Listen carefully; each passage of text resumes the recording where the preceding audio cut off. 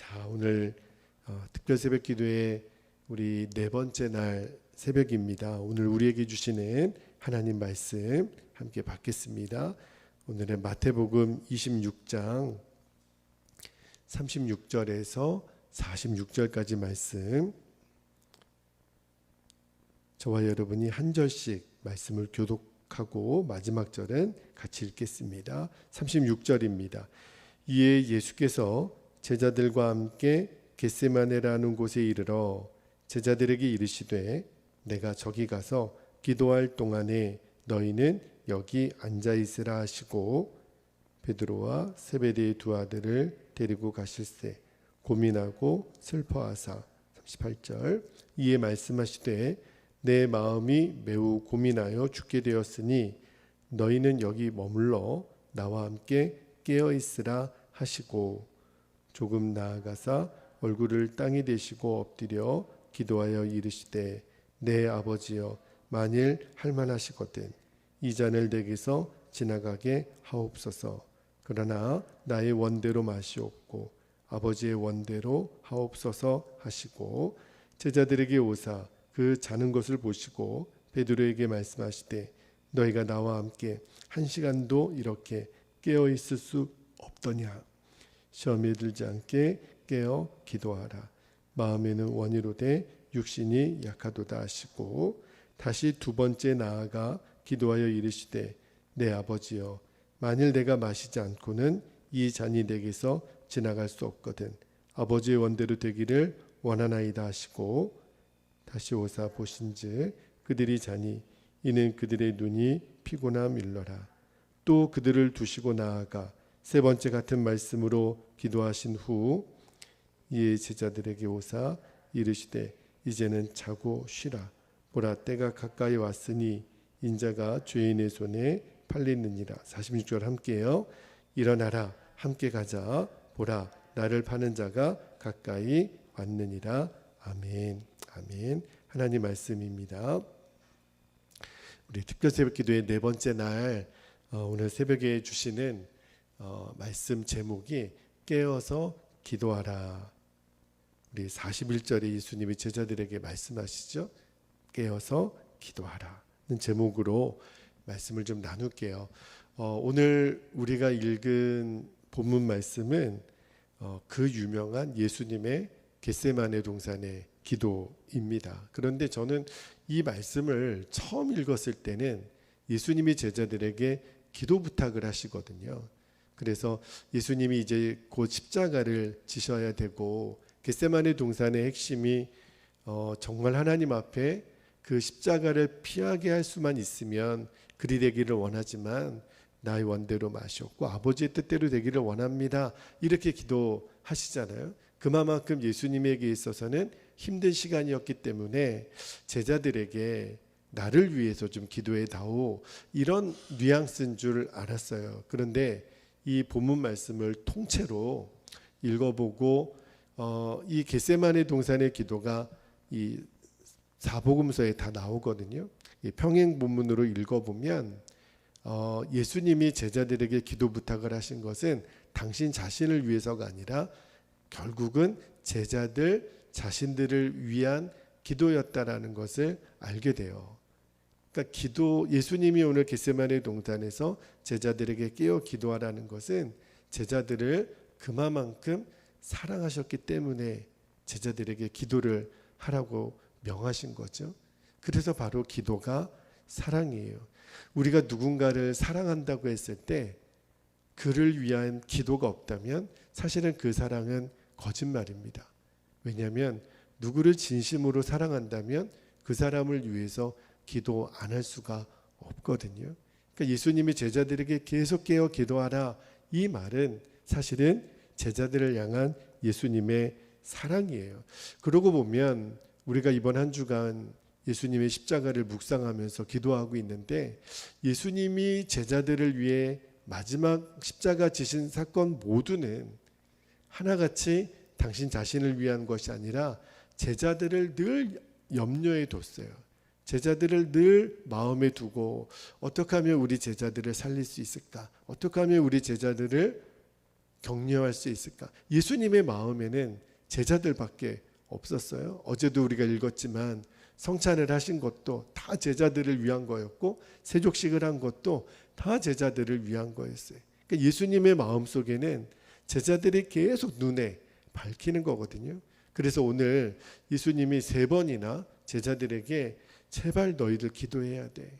그렇지 않으면 너희들이 지금 닥쳐올 시험을 감당할 수가 없어. 계속 말씀하시잖아요. 36절에 보면 여기 앉아 있으라. 내가 기도할 동안에 너희는 여기 앉아 있으라. 이 말은 가만히 쉬라는 뜻이 아니라 기도하라는 거거든요. 38절에도 보면 너희는 여기 머물러 나와 함께 깨어 있으라. 깨어 있으라는 것은 멀뚱멀뚱 눈만 뜨고 있는 것이 아니라 기도하라는 거거든요. 근데 40절에 보니까 아예 그냥 제자들이 완전히 그냥 잠자리에 깊이 들어요. 그 제자들을 보시고 안타까워서 41절의 말씀 보면 예수님 이렇게 말씀하시죠. 41절에 시험에 들지 않게 깨어 기도하라. 마음에는 원이로되 육신이 약하도다. 왜 예수님이 계속해서 제자들에게 기도할 것을 당부하셨냐면 제자들의 영적인 상태가 예수님 보셨을 때는 너무너무 안타까운 거예요. 이러면은 안 되는데, 이러면 너희들이 시험을 감당하지 못할 텐데, 예수님 마음에 염려하심이 있었던 거죠. 이 마태복음 오늘 26장하고 평행 본문인 누가복음 22장 45절에 보면 이렇게 말씀이 되어 있습니다. 누가복음 22장 45절에 보면 기도 후에 일어나 제자들에게 가서 제자들을 보니까 어떤 모습이었냐면 슬픔으로 인하여 잠든 것을 보시고, 누가복음에는 제자들이 지금 잠들어 있는 모습을 그들이 슬픔으로 인하여 잠들었다 그랬어요. 왜 그렇게 표현했냐면 여러분 이 겟세마네 동산의 기도 이전에 예수님이 제자들에게 성찬을 행하셨다 그랬잖아요. 그리고 세족식까지 하시고, 그때 예수님이 제자들에게 하시는 말씀 중에 제자들도 우리 신약성경에는 굉장히 어리숙한 모습으로 보여지는 게 제자들이지만, 그러나 그들이 아주 바보가 아닌 이상 예수님이 나는 죽는다, 십자가 진다, 계속 그 분위기가 어두웠단 말입니다. 정확하게는 모르겠지만 제자들의 마음에 짚이는 것이 예수님이 우리를 떠나시는 건가? 무슨 일이, 큰 일이 있긴 있나 보다. 그러니까 제자들의 영적인 상태가 지금 굉장히 두렵고 육적으로도 영적으로도 지금 제자들이 굉장히 지쳐있는 상태, 그죠? 그 슬픔으로 인하여 잠들었다라는 표현을 보면 그러니까 제자들도 지금 굉장히 마음이 탈진한 상태라고 하는 것을 알 수 있죠. 그렇게 보니까 제자들이 얼마나 안쓰러워요. 슬픔으로 인하여 잠든 것을 보시고, 그런데 그런 제자들의 입장을 알고 계시는 예수님이 그냥 제 생각에는 그냥 오늘은 푹 자라, 처음부터 이렇게 말씀하셨으면 좋잖아요. 제자들의 영적 상태를 아시니까. 그런데도 제자들에게 기도하라 이렇게 부탁을 하세요. 왜 그러냐면 예수님 입장에서 보면 제자들의 영적인 상태가 이런데도 지금 마음이 무너져 있는데, 앞으로 예수님이 이제 붙잡히시고 맞으시고 십자가 지시는 이 그 고난 앞에는 제자들이 감당을 못해요. 그 시험의 크기가 얼마나 큰지 기도로 준비하지 않으면 그 시험을 이겨낼 수 없을 텐데, 예수님 마음에는 그 안타까움이 있으신 거예요. 예수님이야 십자가 사명을 원래 알고 오셨잖아요. 제가 이사야 말씀 드릴 때도 아침마다 누가 너를 때리면 등 돌리지 말고 침 뱉으면 맞고, 그 소리를 매일 들으셨던 예수님은 맞아, 내가 이 땅에 내려가면 나는 십자가 사명을 감당할 거야.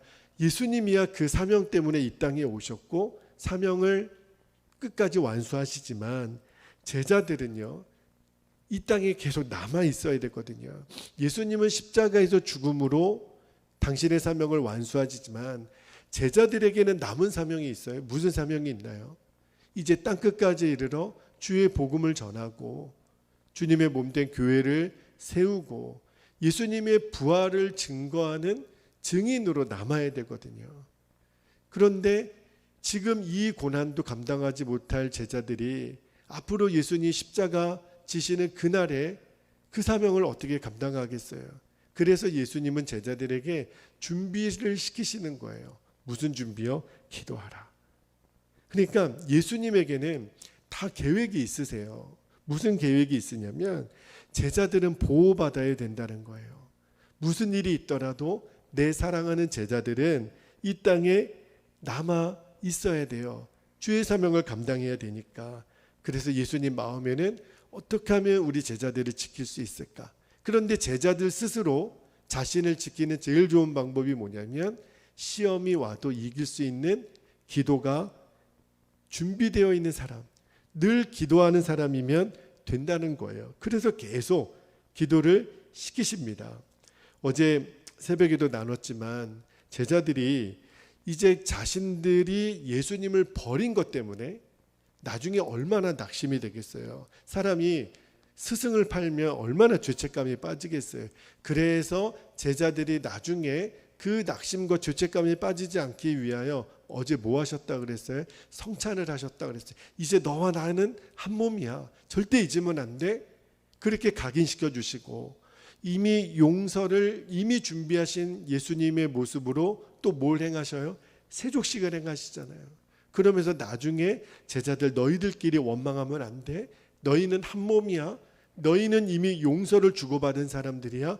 누구 때문에 가룟 유다 때문에 베드로 때문에 이런 거 없어. 그래서 세족식을 행하신 거거든요. 그렇게 나누어지지 말라고. 그리고 오늘 예수님이 겟세마네 동산에서 제자들에게 내가 정말 부탁한다. 깨어서 기도해야 돼. 말씀하시는 거예요. 그러니까 예수님이 제자들에게 기도를 시키시는 이유는 제자들을 귀찮게 하거나 또 제자들에게 조금이라도 예수님 스스로 도움받아 보려고 하는 의도는 1도 없어요.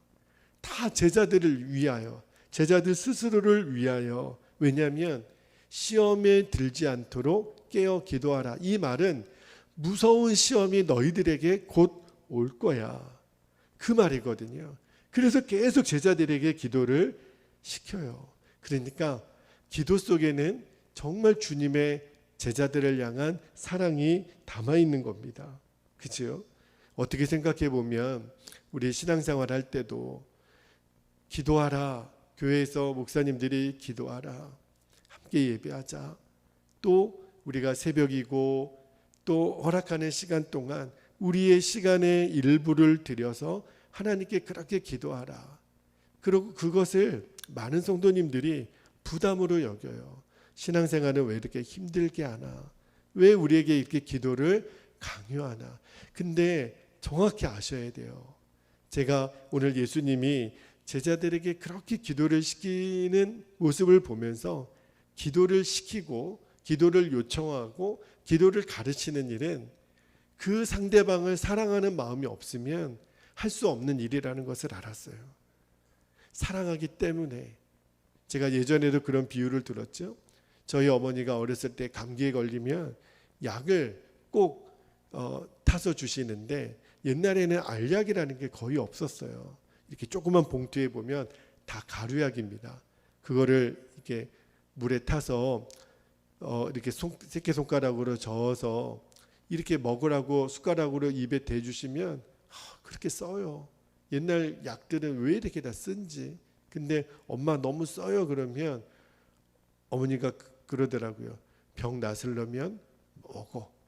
그리고 약은 쓴 게 약이야. 그러시더라고요. 그러니까 어머니가 쓴 약이라도 자식에게 먹이는 이유는 그래야 감기에 나으니까. 이게 사랑이거든요. 힘이 들어도 알죠. 성도님들이 기도하는 것을 원래부터 태생적으로 기도가 좋은 사람이 어디 있어요. 기도 시간이 지루하고 어렵고 이 시간을 구별해내는 것이 참 어렵습니다. 예수님의 제자들도 그랬거든요. 그럼에도 불구하고 예수님이 기도를 꾸준히 시키세요. 기도해야 돼, 기도해야 돼. 왜냐하면 그게 사랑이니까. 그죠?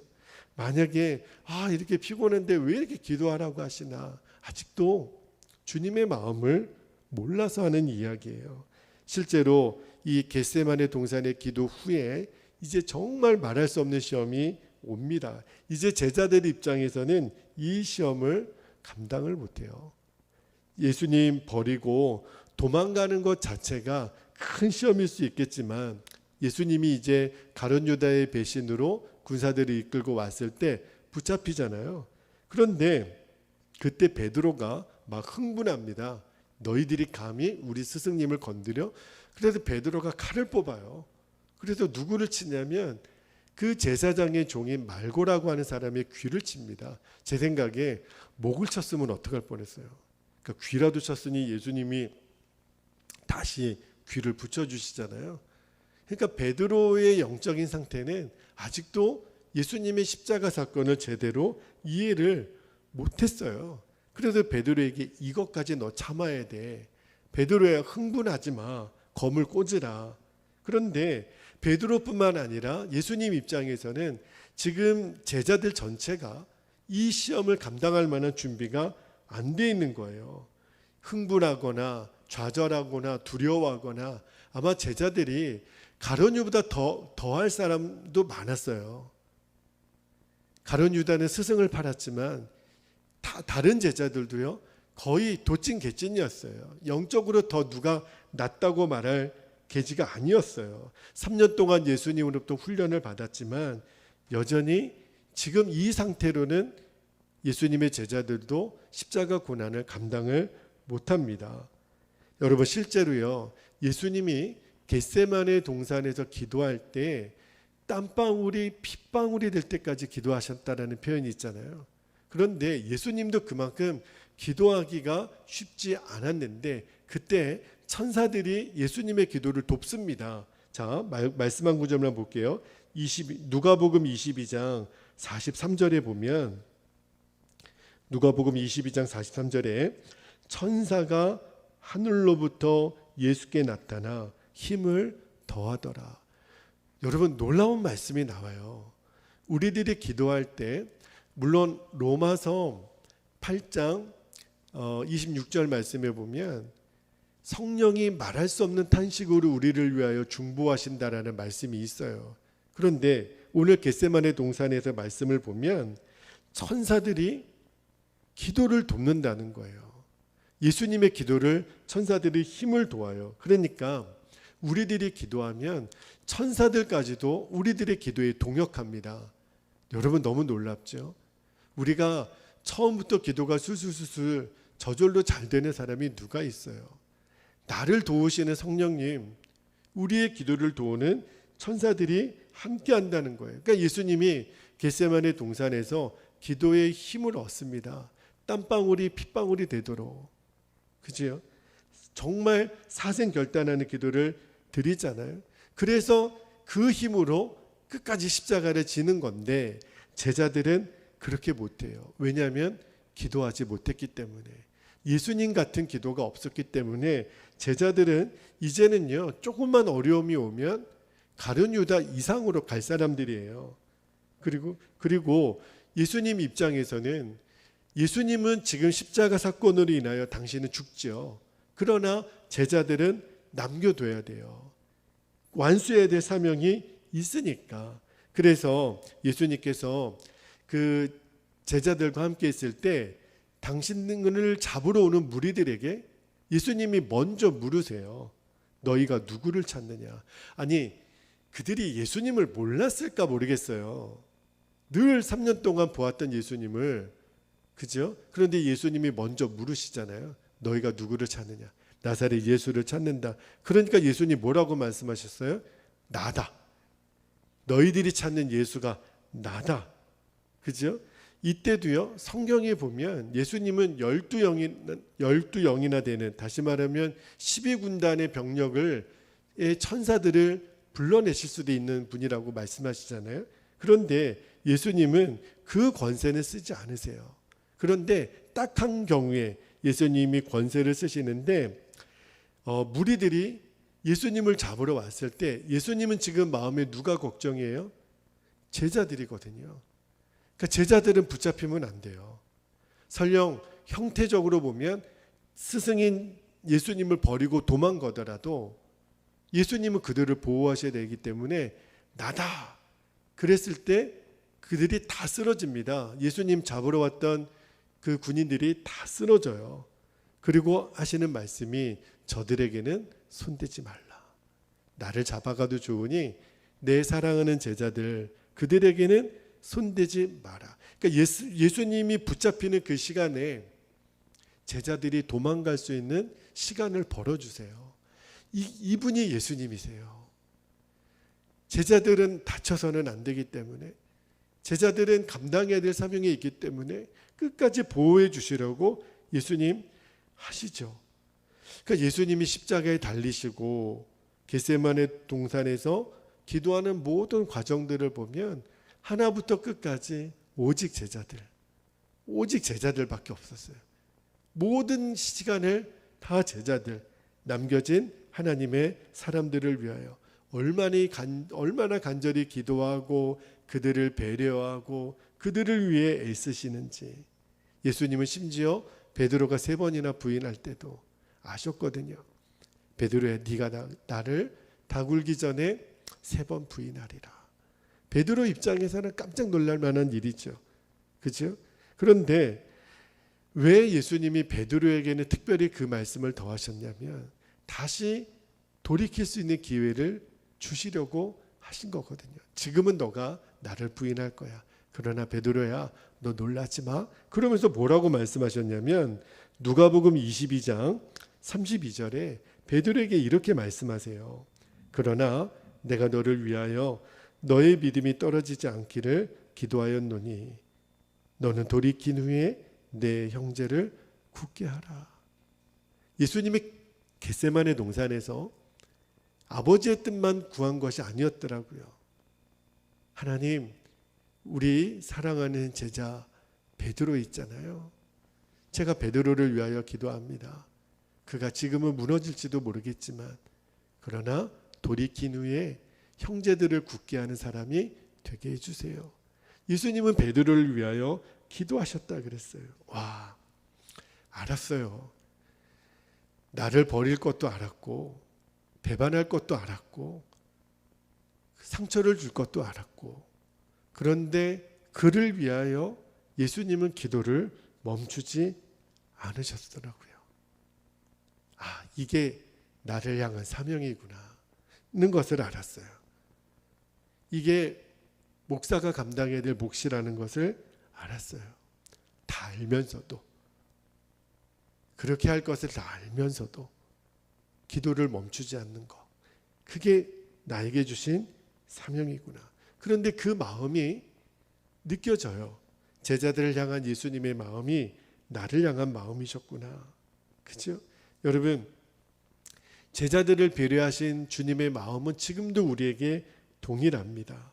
어떻게 해서든지 저와 여러분을 지켜주시려고, 어떻게 해서든지 하나님의 계획대로, 하나님의 뜻하신 목적대로 우리를 살게 하시려고. 주님은 처음부터 끝까지 모든 것을 계획하셨고 또 우리에게 기도를 시키신 거구나. 하나님의 뜻을 이루어야 되니까 우리에게 기도하라. 여러분, 겟세마네 동산에서 예수님이 제자들을 보실 때 계속 기도하라. 그죠? 너희들도 제발 기도하라. 왜 우리가 기도해야 되냐면 기도할 때 주의 천사들이 우리를 도와요. 미안하지만 기도하지 않는 성도들은 천사들이 돕지 않습니다. 그거는 목회자도 마찬가지예요. 어느 누구도 기도하지 않는 다음에는 하나님의 유가 나간 적이 없다 그랬어요. 하나님의 능력이 나간 적이 없다 그랬어요. 이거는 속일 수가 없는 거거든요. 기도할 때만 주의 성령이 우리를 도우세요. 천사들이 우리의 기도를 도우세요. 여러분, 왜냐하면 아무리 마음이 있어도 사람의 인생은요, 내 마음 먹은 대로 안 돼요. 내 뜻대로 안 되는 게 우리의 인생이에요. 우리가 여태까지 인생을 살면서 내가 원하는 대로 모든 것이 다 되던가요? 안 돼요, 안 돼요. 내가 뜻한 대로 모든 일이 그렇게 순조롭게 되어진 사람의 이야기를 제가 들어본 적이 없어요. 한 10가지의 계획이 있었다면 그 중에 한두 가지 정도 내 계획대로 됐을까? 나머지는 내 뜻대로 안 됩니다. 영적인 일도 똑같아요. 우리가 말씀대로 살아보리라, 사랑하리라, 기도하리라, 그죠? 우리가 끝까지 품으리라, 안 됩니다. 우리의 힘으로는 처음부터 안 돼요. 왜 그럴까요? 우리 안에는 죽지 않은 내 자아가 있기 때문에 그래요. 죄의 본성을 가지고 있는 한 안 돼요. 사도 바울이 왜 나는 이렇게 안 될까? 왜 나는 하나님의 뜻대로 못 살까? 그가 그렇게 갈등하고 고민하다가 로마서 7장에 뭐라고 고백하냐면, 로마서 7장 15절에서 17절까지 말씀을 읽어드릴게요.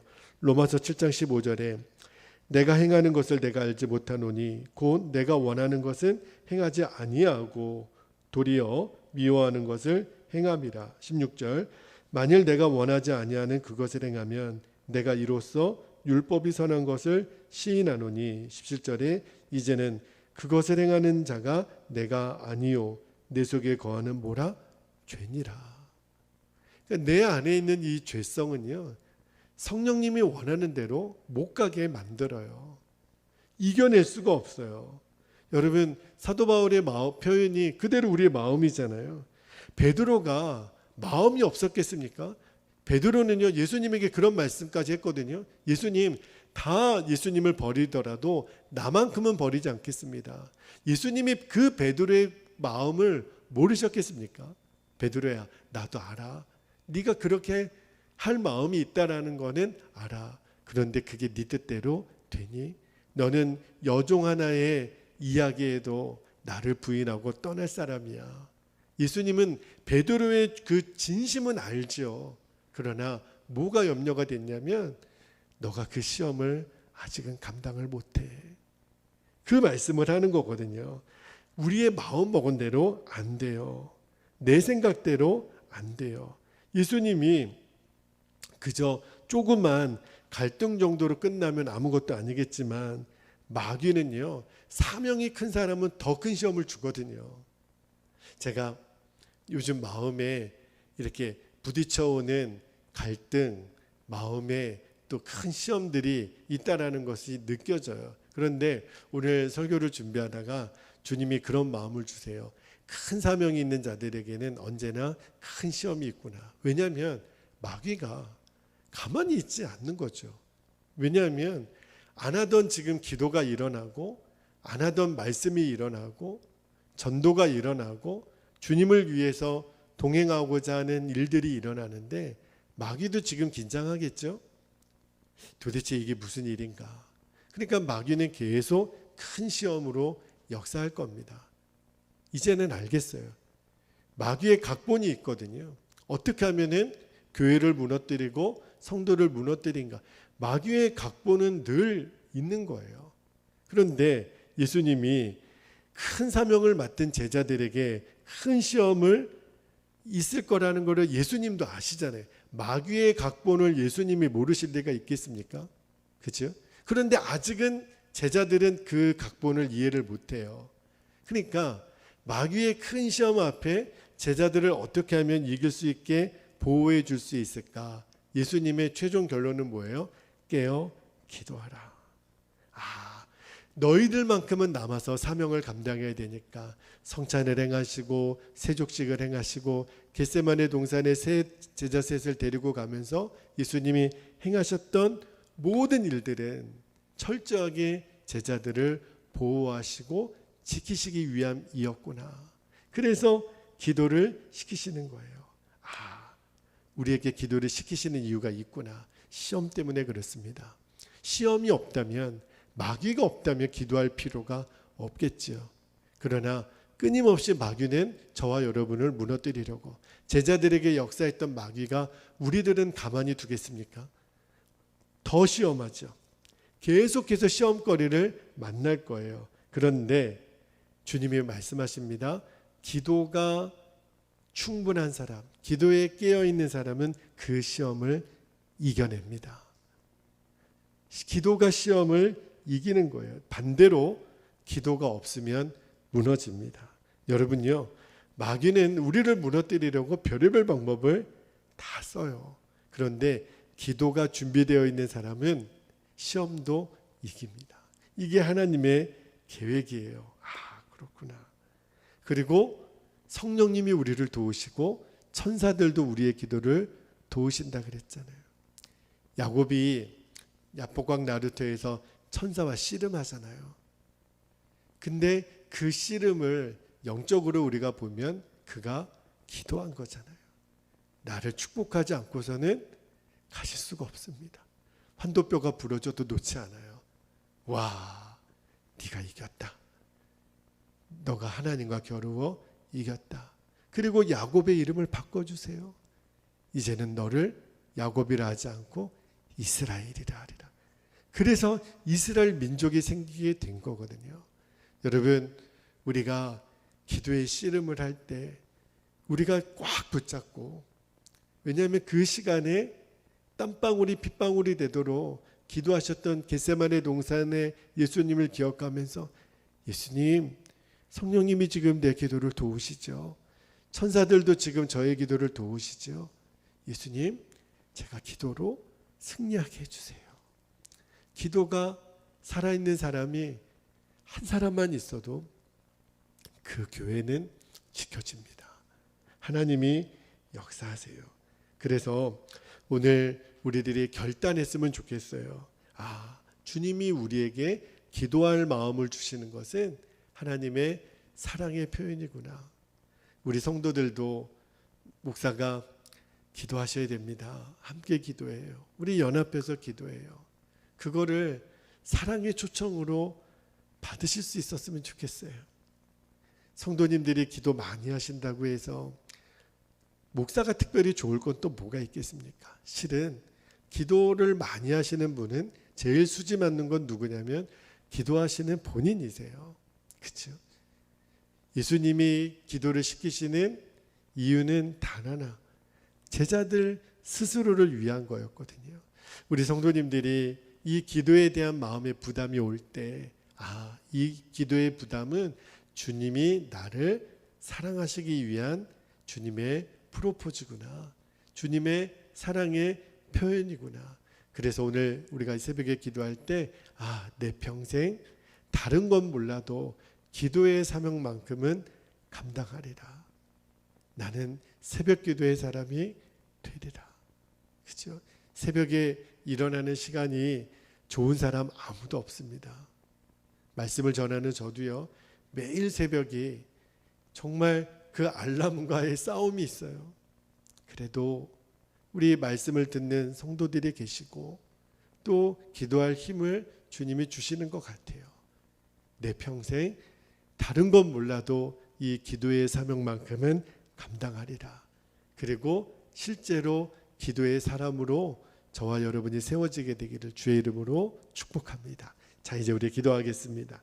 두 가지 기도 제목을 붙잡고 우리가 기도하는데, 첫 번째, 기도 속에 숨겨진 하나님의 사랑을 깊이 깨달아 누리게 하옵소서. 두 번째, 우리의 기도를 도우시는 천사의 힘을 더하시고 내게 주신 기도의 사명을 온전히 감당하게 하옵소서. 자, 우리 두 가지 기도 제목을 붙잡고 주님의 이름을 간절히 부르신 후에 통성으로 기도하겠습니다. 주여,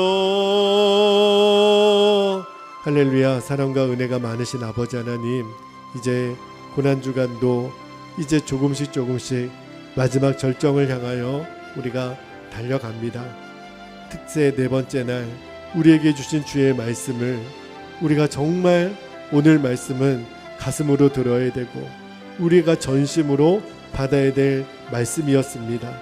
아버지 하나님, 겟세마네 동산에서 땀방울이 핏방울이 되도록 기도하셨던 예수님의 그 간절한 기도 중에 제자들을 향한 기도, 하나님이 택하신 사람들을 끝까지 사랑하셨던 예수님의 마음에는 오직 제자들밖에 없었습니다.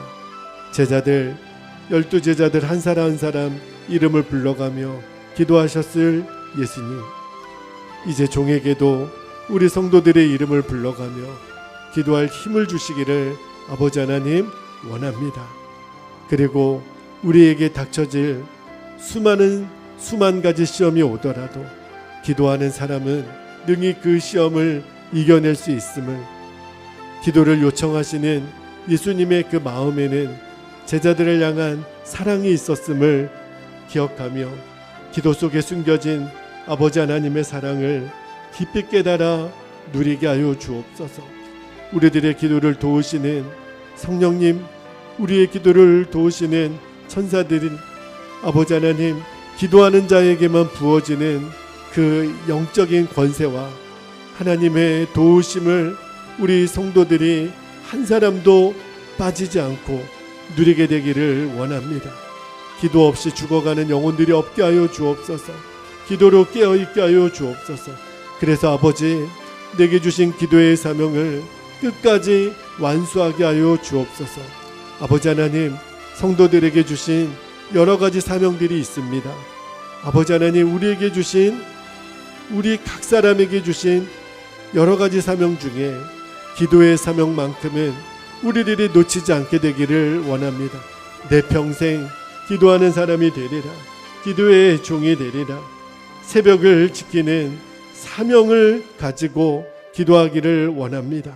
주님, 그렇게 결단하게 되기를 원합니다. 어떻게 해서든지 제자들이 무너지지 않게 하시려고, 어떻게 해서든지 우리가 하나님의 계획대로 하나님이 쓰시는 사람이 되게 하시려고, 그래서 우리를 기도의 자리에 초청하시는 아버지의 계획을 붙잡습니다. 아버지, 그렇습니다. 우리에게 기도로 부르시는 주님의 음성을 우리들이 외면하지 아니하고 끝까지 기도의 자리에 부어주시는 그 능력을 덧입게 되기를 원합니다. 아버지, 기도 속에 숨겨진 우리 주님의 사랑 이제는 알았습니다. 아버지 하나님, 기도로 예수님이 그렇게 기도하셨던 것처럼 종에게도 우리 성도들에게도 기도의 힘을 더하소서. 기도의 힘을 갑절로 더하소서. 땀방울이 빗방울이 되도록 기도하셨던 그 예수님의 겟세마네 동산의 기도를 우리도 통과하게 하여 주옵소서.